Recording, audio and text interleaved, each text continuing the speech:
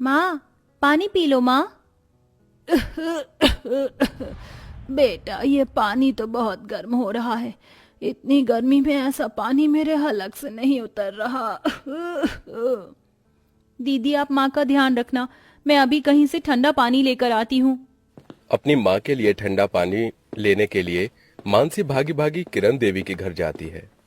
मालकिन, गर्मी की वजह से मेरी माँ की तबीयत बहुत ज्यादा खराब है, उन्हें ठंडा पानी पीना है। भगवान के लिए मुझे थोड़ा ठंडा पानी दे दीजिए। मेरे घर में जो फ्रिज है वो मेरे और मेरे परिवार के लिए है, ना कि तुम गांव वालों की प्यास बुझाने के लिए। मालकिन, थोड़ा रहम कीजिए, अगर मेरी माँ को ठंडा पानी नहीं मिला तो गर्मी में खांस खांस कर मर जाएंगी। आप जो कहेंगी मैं वही करूंगी। मैं जो बोलूंगी वो तू करेगी? चल ठीक है, हमारी गाय भैंसों ने तबेले में गोबर करके उसे काफी गंदा कर दिया है, तो जल्दी से जाकर पहले तू तबेला साफ कर दे, उसके बाद इस घर की सारी सफाई अच्छे से कर देना, फिर मैं तुझे जरूर ठंडा पानी दूंगी। अपनी माँ की हालत को देखते हुए मानसी किरण के बताए गए सारे काम करती है। एक गिलास ठंडे पानी के लिए न जाने कितने गरीब और लाचार लोगों को ऐसे अमीर सेठ सेठानी के घर में उनके पैरों की धूल साफ करनी पड़ती होगी। मानसी जल्दी जल्दी सारा काम करती है और किरण से एक गिलास ठंडा पानी लेकर अपने घर पहुंचती है, इसी आस में कि उसकी माँ इतनी गर्मी में ठंडा पानी पीने के बाद ठीक हो जाएगी। लेकिन मानसी जैसे ही अपने घर पहुंचती है तो देखती है कि उसकी माँ तो कब का उसे और उसकी चारों बहनों को छोड़कर जा चुकी है। यह सब देख मानसी के हाथ से पानी का गिलास छूट जाता है। माँ, माँ, तुम हमें ऐसे छोड़कर नहीं जा सकती। माँ, उठो माँ। मानसी, संभालो खुद को, माँ हमें छोड़कर चली गई है, वो गर्मी और प्यास को बर्दाश्त ना कर सकी। पांचों बहनें अपनी माँ के अगल बगल बैठकर बहुत रोती हैं। गांव वालों की मदद से पांचों बहनें अपनी माँ का अंतिम संस्कार तो कर देती हैं। दिन गुजरने के साथ साथ पांचों बहनों ने अपने आप को तो संभाल लिया था, लेकिन बढ़ती गर्मी अब पांचों बहनों पर अपना कहर बरसा रही थी। रीना, महक, क्या हुआ तुम दोनों को? अचानक तुम दोनों की तबीयत कैसे खराब हो गई? दीदी, जैसे माँ में छोड़ कर चली गई, वैसे रीना महक भी चली जाएंगी। नहीं मेघा, ऐसे नहीं बोलते। हम अपनी माँ को तो खो चुके हैं, लेकिन अपनी बहनों को नहीं खो सकते। दीदी, दिन पर दिन गर्मी बढ़ती जा रही है। गर्मी की वजह से रीना बहन की तबीयत खराब हुई है। हमारे घर में तो एक पंखा भी नहीं है जिससे हमें थोड़ी बहुत तो गर्मी से राहत मिल जाए। ऊपर से इस टूटी हुई छत से जब देखो लू और धूप की किरणें घर के अंदर आती रहती है। कभी कभी तो ऐसा लगता है कि हम लोग ईंट पत्थर के घर में नहीं बल्कि भट्टी में रह रहे हैं। अगर इस कदर गर्मी बढ़ती रही तो हम लोगों का क्या होगा? मानसी, हमें कुछ न कुछ तो काम करना पड़ेगा। हम थोड़े बहुत पैसे जोड़कर सबसे पहले इस टूटी हुई छत को ठीक करवाएंगे और एक पंखा भी लेकर आएंगे, तभी हमें इस गर्मी से छुटकारा मिलेगा। गर्मी से छुटकारा पाने के लिए अब माधवी और मानसी दोनों बड़ी बहनें अपने गांव में लोगों के घरों में नौकरानी का काम शुरू कर देती हैं और मिलने वाले पैसे से अपने घर का गुजारा चलाती हैं। ऐसे ही कई दिन गुजर जाते हैं, लेकिन गर्मी का कहर पांचों बहनों पर बरसना बंद नहीं होता। मुझसे तो अब इस गर्मी में और चला नहीं जा रहा। मानसी, एक काम करते हैं, हम लोग इस जंगल से जाते हैं, पेड़ों की छाया में चलेंगे तो गर्मी से बच जाएंगे। गर्मी से बचने के लिए दोनों बहनें जंगल से होकर गुजरने लगती हैं कि तभी उनकी नजर एक सोने के हिरन पर पड़ती है जो जंगल में घास खा रही होती है। उस सोने के हिरन को देखकर मानसी और माधवी दोनों चौंक जाते हैं कि तभी वो देखते हैं कि दो शिकारी उस हिरन पर बंदूक का निशाना लगाए झाड़ियों के पीछे छुपकर बैठे हैं। दीदी, ये शिकारी तो इस हिरन को मार देंगे। अब लगता है हमें ही कुछ करना होगा। माधवी मानसी पेड़ के पीछे छुपकर पत्थर के कुछ टुकड़े हिरन की तरफ फेंकती हैं, जिससे वो हिरन वहां से भागने लगती है। हिरन को भागता देख दोनों शिकारी भी उसके पीछे पीछे भागते हैं। मानसी माधवी उस हिरन को बचाने के लिए शिकारी के पीछे भागती हैं और पत्थरों से उन पर वार करने लगती हैं। भागते भागते वो दोनों शिकारी एक बड़े से गड्ढे में गिर जाते हैं, जिससे उस हिरन की जान बच जाती है। इस हिरन की जान तो बच गई, लेकिन ये सोने का हिरन आखिरकार इस जंगल में आया कैसे? कहीं ये कोई मायावी हिरन तो नहीं? मानसी के इतना बोलते ही वो सोने का हिरन एक सुंदर सी लड़की के रूप में बदल जाती है। मैं कोई मायावी हिरन नहीं, एक जादुई हिरन हूँ। जो इंसानी रूप ले सकती हूँ। तुम दोनों ने इन शिकारियों से मेरी जान बचाकर मुझ पर बहुत बड़ा एहसान किया है। बताओ, मैं तुम्हारी क्या मदद कर सकती हूँ? जादू हिरन के पूछने पर मानसी और माधवी उसे अपनी बहनों पर बीती सारी बातें बताती है। अब आगे और कुछ मत कहना, मैं तुम्हारी सारी परेशानी समझ चुकी हूँ। वो लड़की अपनी जादुई शक्ति से माधवी को एक छोटा सा बर्फ का टुकड़ा देती है।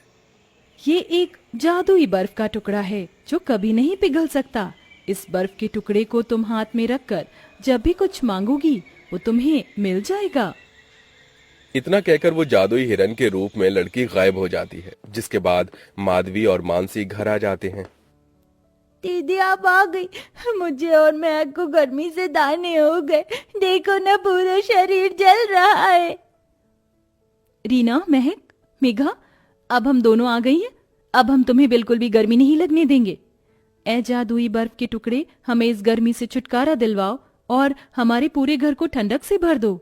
माधवी के इतना कहते ही उस बर्फ के टुकड़े के अंदर से एक सुनहरी रोशनी निकलती है और देखते ही देखते पांचों अनाथ बहनों का वो टूटा फूटा छोटा सा घर एक बड़े से बर्फ के घर में बदल जाता है। हमारा घर तो बर्फ के घर में बदल गया। अब तो यहाँ बिल्कुल भी गर्मी नहीं है। कितनी ठंडक लग रही है हमें हमारे घर में। ऐसे लग रहा है कि मैं बर्फ की पहाड़ियों पर आ गई हूँ जहाँ पर ढेर सारी बर्फ है। अपनी बहनों के चेहरे पर खुशी देख मानसी और माधवी भी बहुत ज्यादा खुश होते हैं। दीदी मुझे बहुत भूख लगी है। हाँ दीदी, मुझे भी बहुत भूख लगी है। कुछ खाने के लिए दो ना। गर्मी से तो हमें छुटकारा मिल गया, लेकिन इस भूख का क्या करेंगे? अपनी बहनों को भूख से तड़पता देख मानसी उस बर्फ के टुकड़े को हाथ में लेती है और कहती है, ए जादुई बर्फ के टुकड़े, मेरी मदद करो और मेरी बहनों का पेट भरो।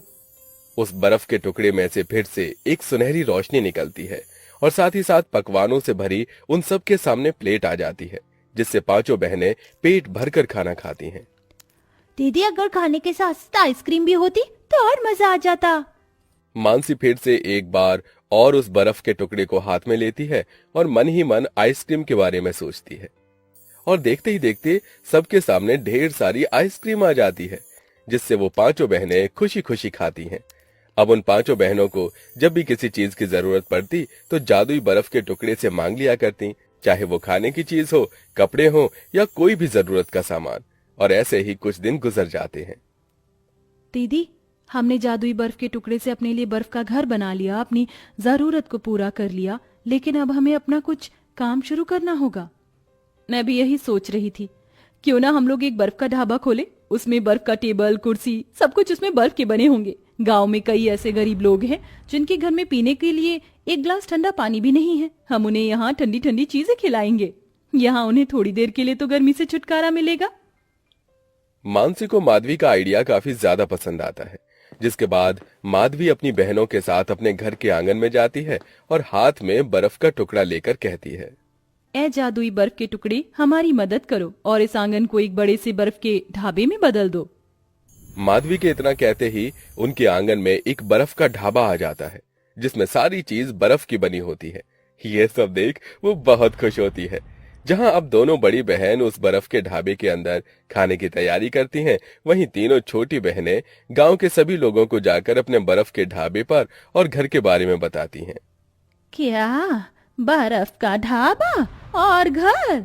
हाँ दादी, बर्फ का ढाबा और घर, आप जरूर आना। वहाँ पर हम आपको ठंडी ठंडी आइसक्रीम भी खिलाएंगे। अब सभी लोग उन 5 बहनों के बर्फ के घर और ढाबे को देखने के लिए आते हैं। सभी लोग बर्फ के ढाबे और घर को देखकर हैरान हो जाते हैं। पांचों बहनें गांव के सभी बुजुर्ग, बेसहारा और गरीब लोगों को अपने बर्फ के ढाबे के अंदर बुलाती हैं। आहा, कितना अच्छा लग रहा है। ऐसा लग रहा है शरीर की सारी गर्माहट दूर हो गई। तुम्हारा बहुत बहुत शुक्रिया। न जाने कितने दिनों के बाद इतना ठंडा महसूस और सुकून मिला है।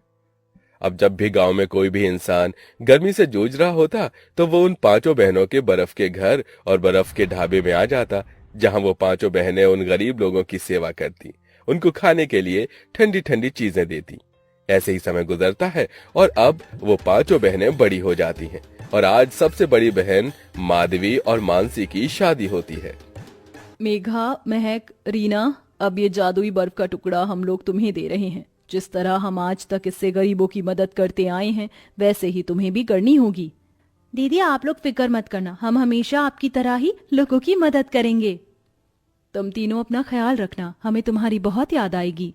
तीनों बहनें अपनी दोनों बड़ी बहनों को विदा करती हैं और जादुई टुकड़े की मदद से हर किसी इंसान को गर्मी में ठंडा पानी देकर, खाने पीने की चीज देकर हर तरह से उनकी मदद करती हैं।